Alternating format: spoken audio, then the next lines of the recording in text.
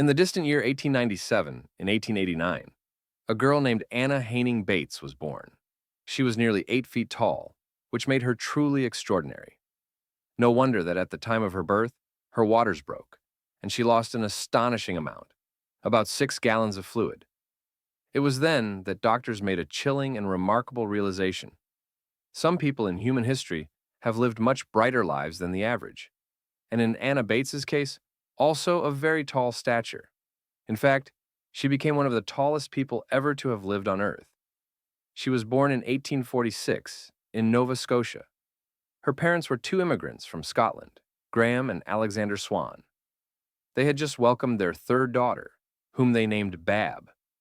But this little girl was unlike other children. According to reports, her birth weight was around 13 pounds. By the age of 4, she was already over 43 inches tall, more than 190 centimeters, and weighed over 90 pounds. By the time she turned 15, her height had reached 7 feet, and her growth continued. Although no official medical diagnoses were made at that time, it was later discovered that Anna suffered from gigantism, a condition caused by a tumor of the pituitary gland, which produced an excessive amount of growth hormone.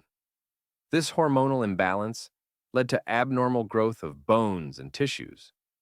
People with gigantism are characterized by rapid growth, and their lifespans are often noticeably shorter than average. However, despite all the difficulties Anna faced, her life was full of adventures and extraordinary events. Anna's family was very careful about her unusual condition. When the girl outgrew her elementary school desk, her father diligently built a specially designed, much more spacious piece of furniture, a large desk and a bed, so she could feel as comfortable as possible among her 12 brothers and sisters. But no one could protect her from the gazes of others or from the rumors spreading across the vast expanse of Nova Scotia. When news of the girl became known, people flocked to her family's farm to see this natural wonder. Local newspapers began publishing articles, only fueling interest and causing even greater excitement. One publication even called her a little giantess, adding a unique feature to her extraordinary destiny.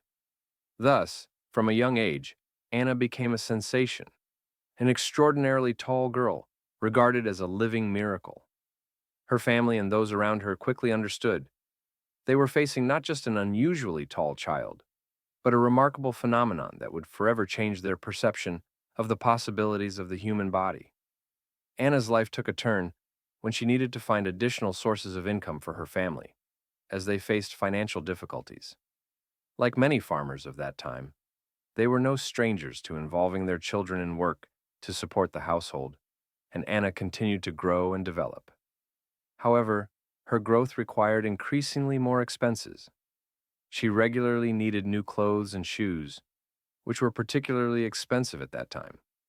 To earn more money and help her family cope with their financial struggles, it was decided to send Anna to fairs and markets in various locations, where she performed and entertained the audience. Despite some disapproval from those who believed that the family was exploiting the girl, most historians agree that her parents and relatives cared for her sincerely and always tried to ensure her safety in any situation. Although Anna did not always perform on tour during her youth, she made many efforts to maintain a sense of a normal life. She often taken care of her younger brothers and sisters, and her free time was devoted to reading and artistic pursuits. Through these activities, her life remained relatively balanced, and although her path was unusual, she tried to live as normally as possible for a girl of such a young age. Deep down, she dreamed of becoming a teacher.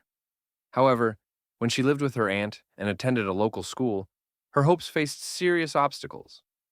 Due to her height and size, the classroom seemed almost cramped to her, and the constant attention from others, especially mockery and insults, made studying and social interaction very difficult. This negative experience ultimately crushed her dreams of a teaching career. Fortunately, fate gave her new opportunities. In 1662, Anna moved overseas and got a job at the famous P.T. Barnum Museum. There, she was accepted as a representative of a special kind, one of the giants from the New World. At the museum, she acquired unique knowledge and skills, including singing and playing the piano, as well as receiving tutoring. The museum provided her with conditions almost fantastical for that time. She earned $23 a week, which is roughly equivalent to about $500 today. In addition, she was offered support and the opportunity to earn extra income by selling photographs of herself. This was quite remarkable, since at that time, such rights to images were often granted without the possibility of retaining them. But in Anna's case, the contract allowed her to keep the copyright to her photographs, enabling her to remain financially independent. All these circumstances made her stay at the museum especially enriching and filled with opportunities available to only a few. Anna played various roles on stage, among which her portrayal of Lady Macbeth was especially memorable. At the same time, she actively engaged with the audience through live Q&A sessions, aiming to share her unique experience as one of the tallest women known in human history in a detailed and frank manner. This experience was mostly very positive for her, as it allowed her to control her own story rather than being limited to simply the role of a musical freak, as she was sometimes called. At that time, in 1818, when one of the largest and most devastating fires was raging in New York, the Barnum Museum found itself at the very heart of this tragic event. A blazing fire engulfed the building. Amid the chaos, Anna was directly on the scene. Her staircase was already in flames, and she herself, weighing nearly 400 pounds, was so large and immobile that she couldn't fit through the window.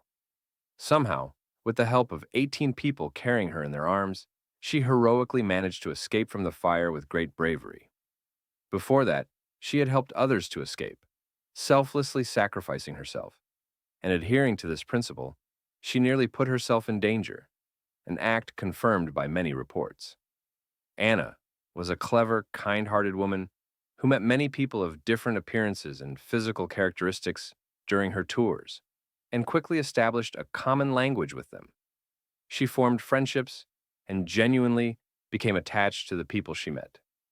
In fact, her vibrant personality and magnetic charm often allowed her to become a good friend even to highly influential individuals, including one of the most famous members of the royal family of that era. Anna became a familiar figure in the world of traveling performers. She toured all over Europe and the United States in 1863. Moreover, she even befriended Queen Victoria herself during her travels through European countries as an extraordinary attraction, and over time, their relationship developed into a true friendship, something quite unusual for stage stars. Many were attracted by her charisma. Rumors circulated that she received numerous proposals for romantic relationships, but due to her career and constant touring, she preferred to decline these advances. It was difficult for her to discern who was genuinely interested in her and who was merely hoping for a profitable service or financial gain. However, fate once brought her together with a man who made her believe in the possibility of true love. Although he was not her first lover, he undoubtedly became a special person in her life. When she performed at the circus in Halifax, her gaze involuntarily fixed on a tall man named Martin van Boegena, a man of the same height, 8 feet. Naturally, like any attentive observer, Martin also noticed Anna, almost like a promoter, his gaze fixed on her, which set in motion a series of significant events both in her professional career and personal life. Soon after, Anna married Martin in her 21st year, and the wedding took place in London. Their fates became intertwined through mutual passion and love, which had blossomed back in 1861 when the couple began touring together in the circus, traveling through various countries and performing before audiences. Time passed, and nearly 10 years later, in 1871, a pivotal moment occurred in their lives. Their marriage was made official, and Anna gained a strong family foundation. Their wedding shone brightly amidst personal tragedies associated with the sad loss of Queen Victoria's husband, Prince Albert, which plunged her into deep depression and was a severe blow to the entire country. The Queen mourned this loss for the rest of her life, and despite her personal grief, she showed compassion and support for others and their stories of love and joy. In 1871, when rumors spread that Anna had found her true love, the Queen decided to do something special for her. In honor of this event, she was gifted a wedding dress sewn from 100 meters of satin and 15 meters of lace, adorned with embroidered orange blossoms symbols of happiness and love. There were whispers that Queen Victoria herself organized Bates's wedding at St. Martin's in the Fields Church. After the celebration, Anna Bates returned to Buckingham Palace, where she had recently been received by the Queen, who invited her to visit the palace and witness the momentous occasion personally. As a token of gratitude, she was presented with a diamond ring, and the groom received a magnificent gold watch. Subsequently, the couple met with the Queen at least twice. 1 year after their wedding, the lovely couple bought a farm in Ohio, a distant state, which marked an important step in their married life. There, they built a house equipped with the latest technology, with high ceilings and spacious doors designed for comfort. All furniture was custom-made with careful attention to detail to emphasize the uniqueness of this estate. However, despite wealth and luxury, the spouses decided to leave the back part of the house moderate in size, making it convenient for both servants and guests who often visited them. Anna always had a love for animals.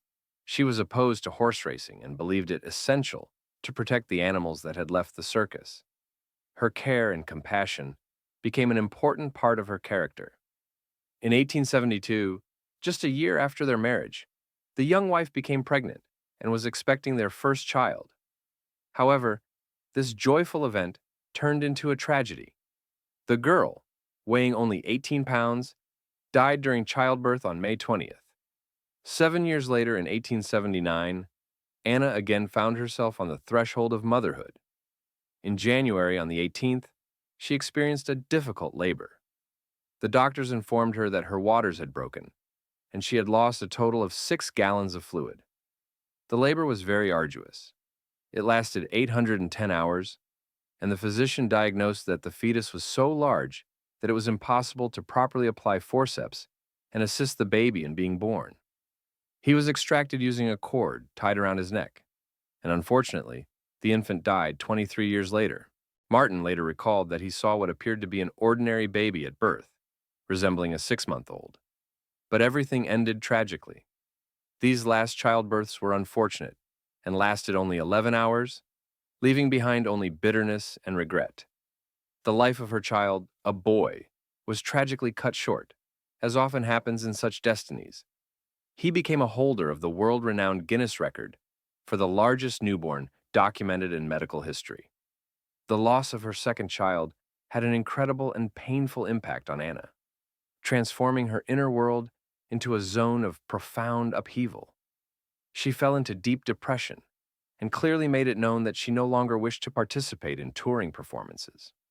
All her energy and strength were directed toward coping with the vulnerable emotional pain that engulfed her heart. Over time, although she made another attempt to return to touring with the circus, circumstances took such a turn that she ultimately had to refuse the stage and, eventually, leave her professional musical career. Anna and her husband made the key decision to change their way of life, choosing to leave behind the busy days filled with bright stage lights and to dedicate themselves to a calmer, more settled existence. By the early 1900s, their path gradually led them to a quiet rural life, where Anna spent all her time on a farm, striving to find peace in her soul.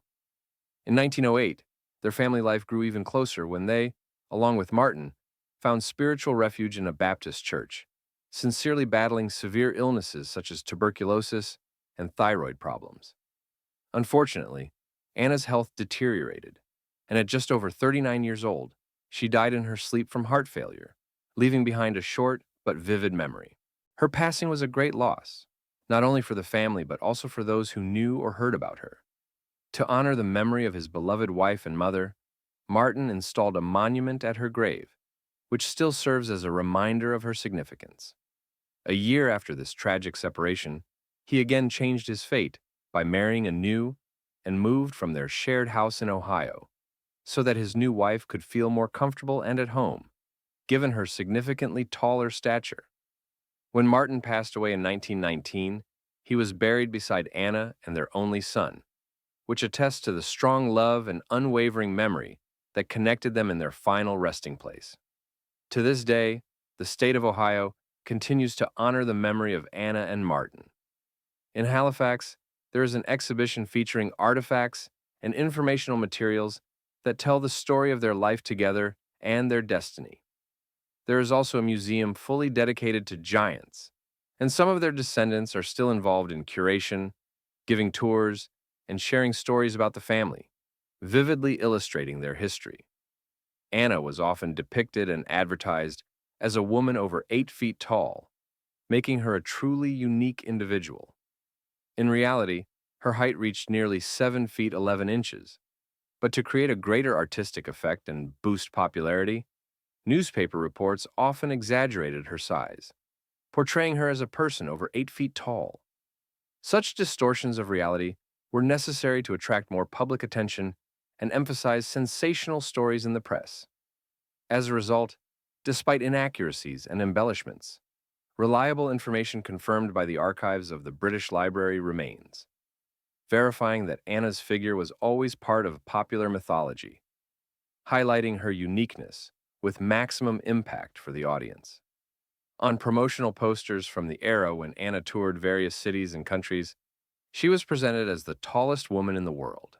It was at these exhibitions that she attracted far more attention than famous figures such as Chang and the original Siamese twins, who at the time were considered some of the brightest stars in London. Her higher placement on advertising posters and as the main attraction served as a powerful reminder of her uniqueness and grandeur. Thanks to her impressive stature, she drew enormous crowds, and these gatherings were often comparable in scale to her entire life and existence. We thank you for your attentive interest in this story. If you enjoy learning about recognized and fascinating facts from history, be sure to read our other materials. Don't forget to explore our publications to continue delving into the mysteries and incredible stories of the past, uncovering them and gaining new knowledge.